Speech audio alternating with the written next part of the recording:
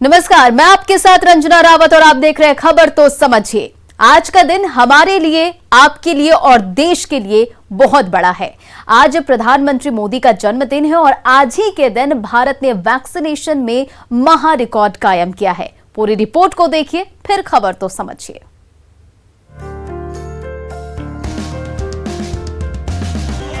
PM Modi को जन्मदिन पर महा रिकॉर्ड का ये सबसे बड़ा गिफ्ट मिला है। शुक्रवार को टीकाकरण के इस महाअभियान में लक्ष्य 2 करोड़ डोज का था, लेकिन महाअभियान अपने लक्ष्य को पार कर गया। इससे पहले देश में 31 अगस्त को 1 करोड़ 33 लाख टीके लगाए गए थे। 6 सितंबर और 27 अगस्त को भी आंकड़ा 1 करोड़ से अधिक का रहा था। एक दिन में 2 करोड़ टीके के डोज का लक्ष्य बढ़ा था, लेकिन जैसे जैसे शुक्रवार को महाअभियान आगे बढ़ा, लोगों को यकीन होने लगा कि यह अभियान अपने लक्ष्य को भी पार कर जाएगा। महाअभियान में शुक्रवार को हर सेकेंड 500 से ज्यादा लोगों को डोज लगाई गई। अभियान की सफलता पर दिल्ली के सफदरजंग अस्पताल में केंद्रीय स्वास्थ्य मंत्री ने स्वास्थ्य कर्मियों का मुंह मीठा कराया और सभी को बधाई भी दी। Thank you all health workers, well done India. Thank you all health workers, well done India. इस सफलता के साथ ही भारत ने कोरोना के टीकाकरण में यूरोप को पीछे छोड़ दिया है।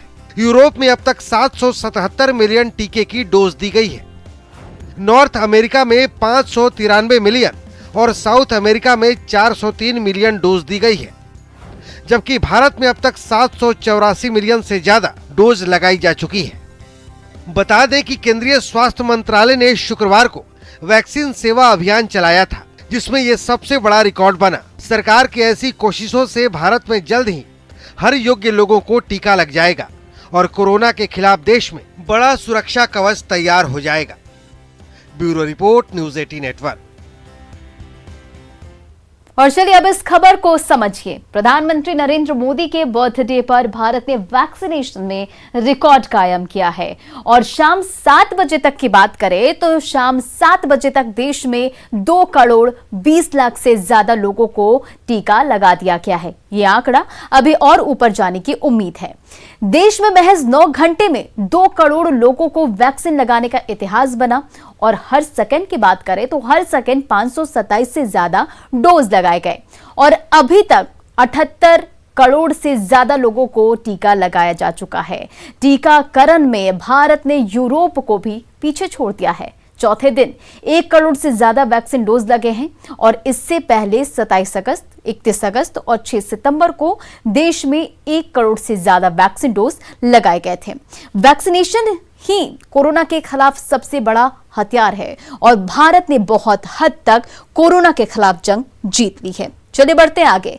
प्रधानमंत्री नरेंद्र मोदी और सीएम नीतीश की केमिस्ट्री बेजोड़ मानी जाती है। आज उसकी पूरी झलक देखने को तब मिली जब सीएम नीतीश ने खुद अपने हाथों से प्रधानमंत्री मोदी को बधाई संदेश दिया। पूरी रिपोर्ट को देखिए।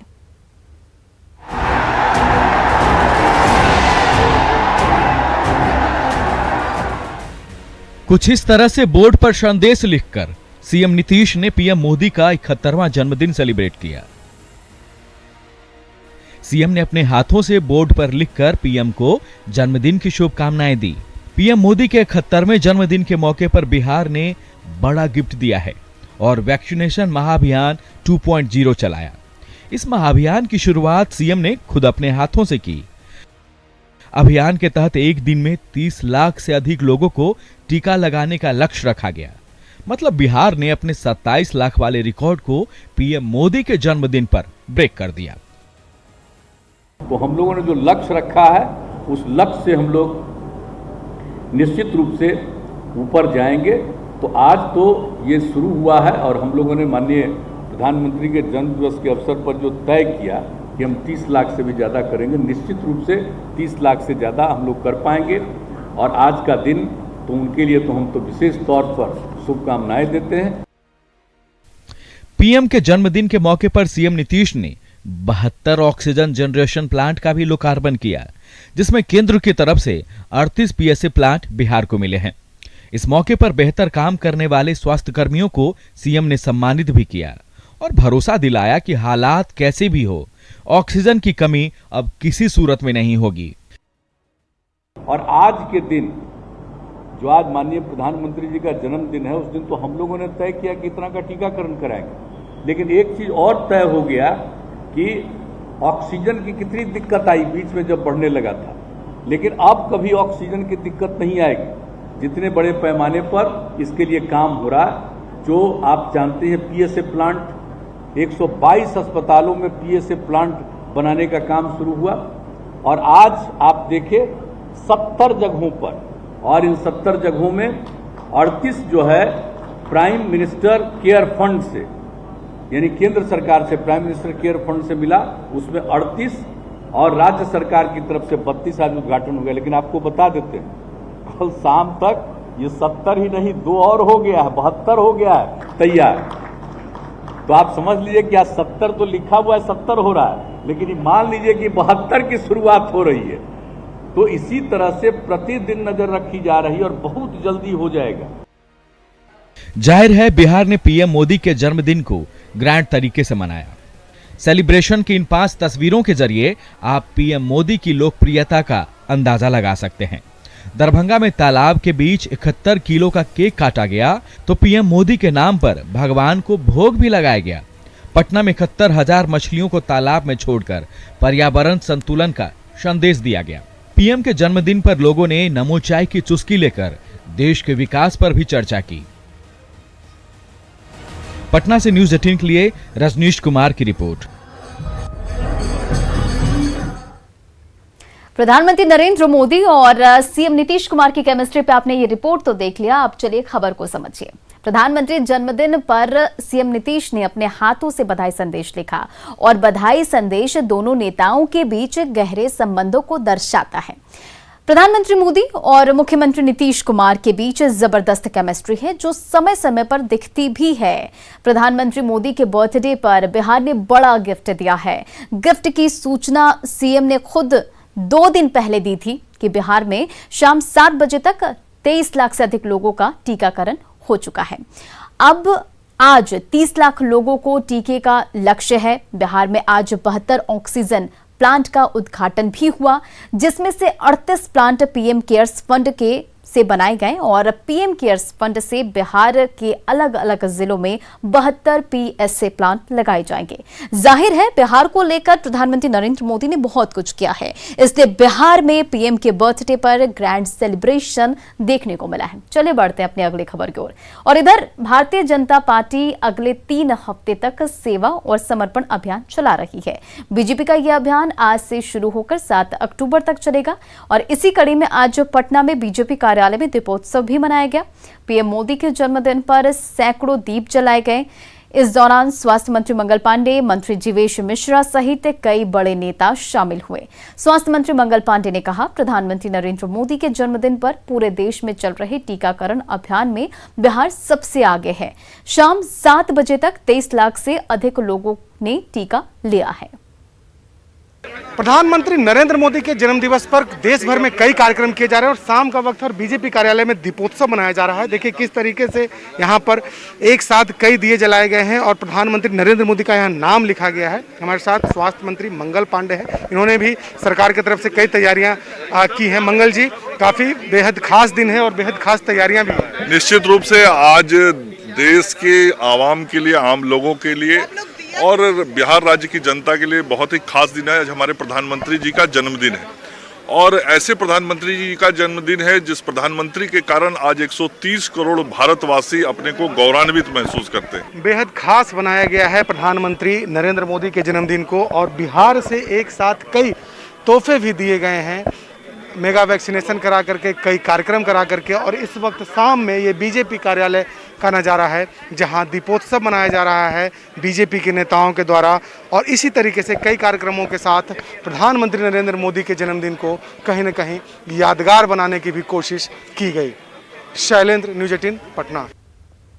अब इस खबर को समझिए। इस बार बीजेपी सेवा और समर्पण अभियान चला रही है और ये अभियान 7 अक्टूबर तक चलेगा। 7 अक्टूबर 2001 को नरेंद्र मोदी ने पहली बार गुजरात के मुख्यमंत्री के तौर पर शपथ ली थी, इसलिए सीएम और पीएम के तौर पर नरेंद्र मोदी को संवैधानिक जिम्मेदारी को निभाते हुए 20 साल पूरे हो जाएंगे। इसलिए उनके जन्मदिन से लेकर 7 अक्टूबर तक ये अभियान चलाने का निर्णय बीजेपी के नेतृत्व में लिया गया है और इस अभियान के जरिए बीजेपी सेवा के महत्व, राष्ट्र समाज के प्रति लोगों के समर्पण भाव को जागृत करेगी। बीजेपी पूरे देश में कई कार्यक्रम और इसके तहत चलाएगी। चलिए बढ़ते अपनी अगली खबर की ओर। प्रधानमंत्री नरेंद्र मोदी का जन्मदिन पूरा देश मना रहा है, लेकिन मोतिहारी की सबीना के लिए आज का दिन बेहद खास रहा। सबीना दिल्ली तो गई थी इलाज कराने, लेकिन रेलवे स्टेशन पर उतरते ही उसने वो कर दिया जिसके बारे में सबीना ने कभी सपने में भी नहीं सोचा होगा। पूरी रिपोर्ट को देखिए।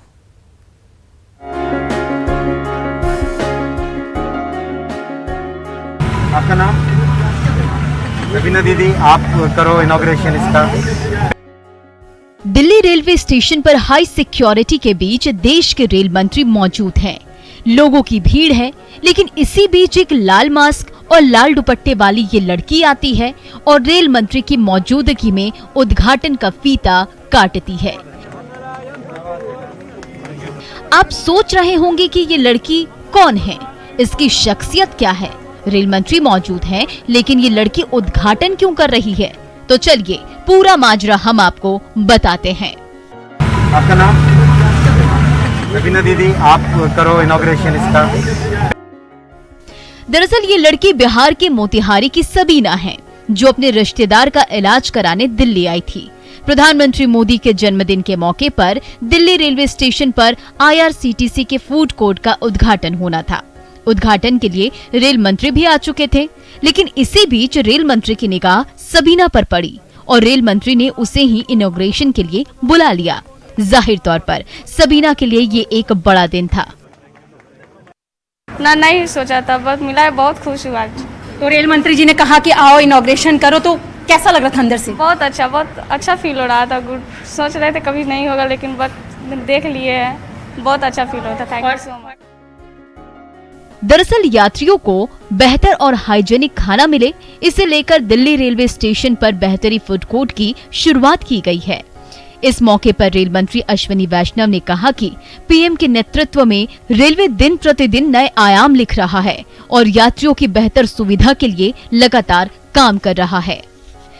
प्रधानमंत्री जी कहते हैं हमें कि आपको रेलवे ऐसी बनानी है जो वर्ल्ड क्लास हो और जो गरीब से गरीब व्यक्ति को भी अफोर्डेबल हो। ऐसा सोचना है हमें, समाज के हर वर्ग को अच्छी फैसिलिटीज कैसे मिले। यही सोच के साथ प्रधानमंत्री जी हम सबको हमेशा गाइडेंस देते हैं, तो ये जितने भी इनिशिएटिव्स हैं उन्हीं की गाइडेंस के। यकीनन प्रधानमंत्री मोदी का जन्मदिन सबीना के लिए खास रहा और दिल्ली से यात्रा करने वाले लोगों के लिए भी। न्यूज़ 18 के लिए दिल्ली से रचना उपाध्याय की रिपोर्ट।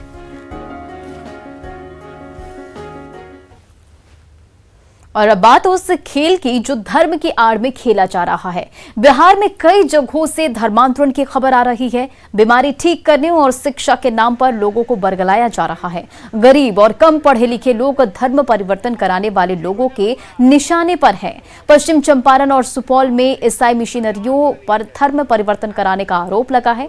वहीं पश्चिम चंपारण के बगहा, रामनगर, गौनाहा और बैरिया प्रखंड क्षेत्र के चंगाई सभा कर गरीबों का धर्म बदला जा रहा है, तो सुपौल में भी प्रार्थना सभाओं और बीमारी ठीक करने के नाम पर धर्म बदलाया जा रहा है।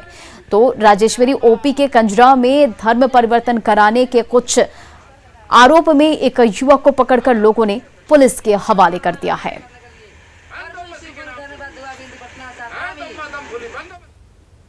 मुजफ्फरपुर में एक बुजुर्ग उस समय हैरत में पड़ गया जब उसे अपने बैंक खाते में 52 करोड़ रुपए होने का पता चला। कटरा के रहने वाले राम बहादुर साहब वृद्धावस्था पेंशन के बारे में पता करने सीएसपी सेंटर पहुंचे थे। इसी दौरान खाते में करोड़ों रुपए होने का पता चला। बुजुर्ग ने सरकार से मदद की गुहार लगाई है ताकि उनकी जिंदगी आसानी से चल सके। मुजफ्फरपुर के कटरा इलाके के सिंधवारी गांव के एक बुजुर्ग के बैंक खाते में इतने रुपये आ गए कि पता चलते ही उनके होश उड़ गए। दरअसल बुजुर्ग राम बहादुर साहब अपने वृद्धा पेंशन की राशि का पता करने सीएसपी संचालक के पास पहुंचे, लेकिन जैसे ही उनके आधार कार्ड और अंगूठे के निशान की जांच की गई और खाते में जमा रकम सामने आया तो इस वृद्ध के होश उड़ गए, क्योंकि खाते में 52 करोड़ रुपए से ज्यादा की रकम जमा थी। वो पैसे के कहे ऐसी जैसे चेक करिए, वृद्धा पेंशन आ रहा है तो वृद्धा पेंशन चेक करवाने गए थे, कितना आ गया एक के बाद?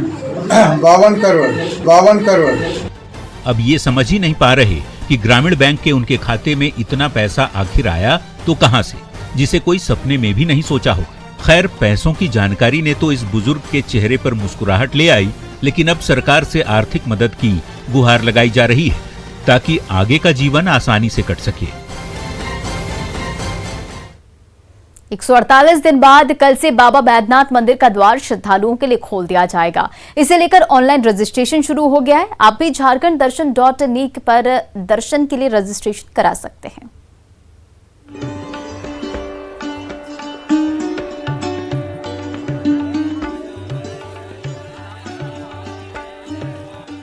शनिवार से दर्शन देंगे बैद्यनाथ। 148 दिन बाद बाबा बैद्यनाथ मंदिर का द्वार श्रद्धालुओं के लिए खुलेगा। हर एक घंटे 100 श्रद्धालु भगवान भोलेनाथ के दर्शन कर सकेंगे। इसे लेकर ऑनलाइन रजिस्ट्रेशन शुरू हो गया है। आप भी झारखंड दर्शन.nic पर रजिस्ट्रेशन करा सकते हैं और सुबह 6 बजे से शाम 4 बजे तक बाबा बैद्यनाथ के दर्शन कर सकते हैं। हालांकि 18 साल से कम उम्र के लोगों को अब भी भगवान के दर्शन के लिए इंतजार करना पड़ेगा। सरकार ने 18 साल के कम उम्र के लोगों को मंदिर में प्रवेश की इजाजत नहीं दी है। वहीं मंदिर में आने वाले भक्तों को कोरोना के गाइडलाइन का पालन करना होगा। मास्क और सामाजिक दूरी का ख्याल रखना जरूरी है। आज से रजिस्ट्रेशन जो है वो चालू हो गया है। www.jharkhandddarshan.nic.in में आप रजिस्ट्रेशन कराकर बाबा बैद्यनाथ के दर्शन और पूजा अर्चना कर सकते हैं। इसके साथ साथ बता दूं कि सुबह 7 बजे से शाम के 4 बजे तक बाबा का दर्शन होगा। 3 दिन पहले सरकार ने धार्मिक स्थलों को खोलने की मंजूरी दी थी, लेकिन गुरुवार को इसे लेकर गाइडलाइन जारी किया गया, जिसके बाद 146 दिन बाद रजरप्पा में मां छिन्नमस्तिका का मंदिर खुला और मां की मंगल आरती हुई।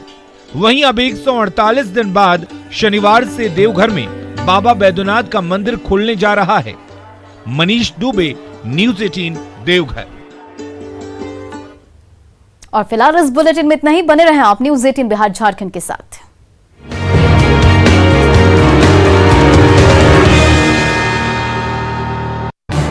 इस न्यूज हेडलाइंस के